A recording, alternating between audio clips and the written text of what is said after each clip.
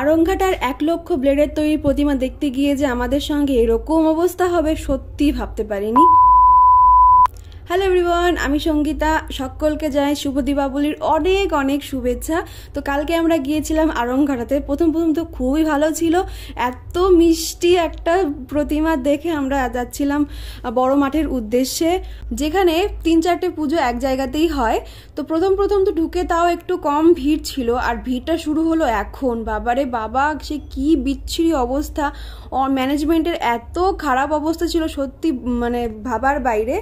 আর অনেক কষ্ট করে আমরা ভেতরে ঢুকলাম, আর ঢুকেই প্রথমেই প্রতিমা দর্শন করে নিয়েই ডিসাইড করলাম না, আমি আর কোনো ঠাকুর দেখবো না, এত খারাপ অবস্থা হয়ে গেছিল।